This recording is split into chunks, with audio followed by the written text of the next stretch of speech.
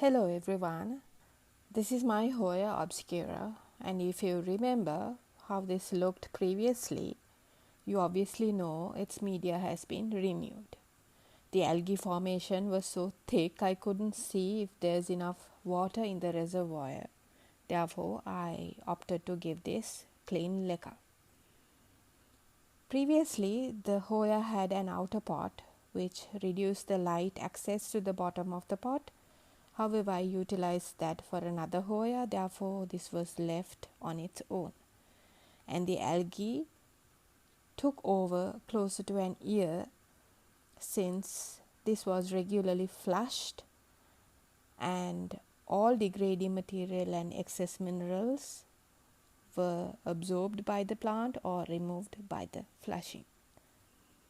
Even though the top has overgrown, I decided to keep the Hoya in the same trellis till I am ready to provide this with a taller new DIY trellis when I make new ones. Therefore, I'll have to maneuver the vines through the remaining space of the existing trellis. So I had to remove the whole plant with the trellis intact with careful measures so it wouldn't break. However, you can already see tiny mushrooms growing, but it's not all over the trellis, therefore I'm good for another few months. Remember, this trellis is in a total semi-hydro setup, so therefore I am amazed at its longevity. I trimmed off old roots to refresh the root structure and get rid of any remaining cocoa husk from the previous repot. And I decided I can use the same pot for the Hoya since it already had room for more root growth, and I have also removed some older roots.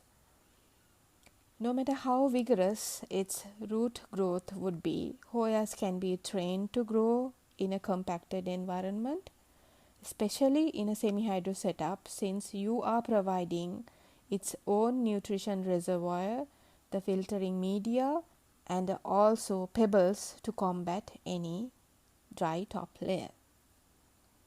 Until the pot is rock hard with roots, the same pot can be utilized over and over when you repot a Hoya, but it's a decision you have to make using the knowledge you already have of the semi-hydro setups, the size of your plant and the size of your trellis you would be utilizing, which would not let the plant topple over. The small grade of leca is my most preferred media for Hoya growth in a total semi-hydro setup because the Hoya roots would receive good airflow and it would be easy for the roots to grab onto. And the algae formation has to be kept at a minimal by using a cowpot. You know, all my other specimens are also in a semi-hydro setup, but I prefer to give them the wet and dry cycle mostly due to them growing in very larger pots with multiple vines in one pot. However, this Hoya obscura is one vine with multiple strands of secondary vines wrapped around each pole. The key here is to flush with good quality water after a repot or fertilization in the first days after being repotted. Since the plant is acclimating to a cleaner setup with less roots, or even if you potted it without removing roots, your care should be optimum for the plant. The root structure of Hoya obscura already having been adapted to this method of growing and having a healthy root growth, I didn't need a wet and dry cycle to watch the transition, so the reservoir was filled.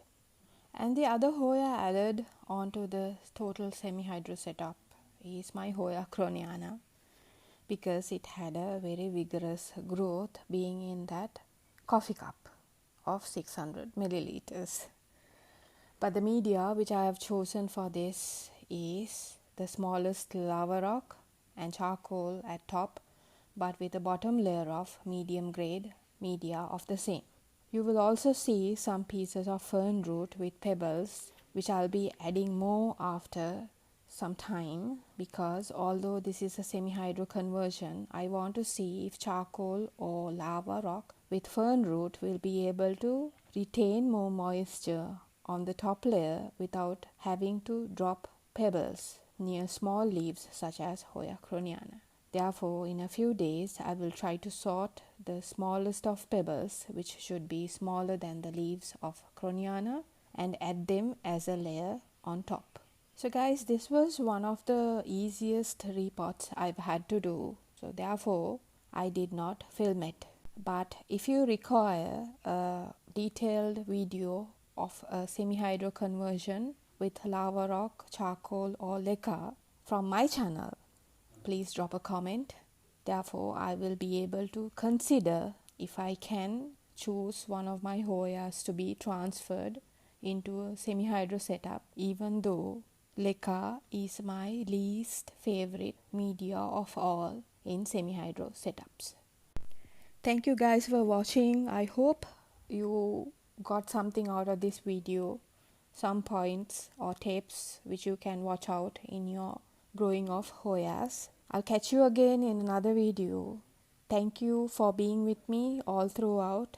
I have so many subscribers now, and I'm so grateful for you watching all my videos and liking them and commenting on them. Have a great day. Bye bye.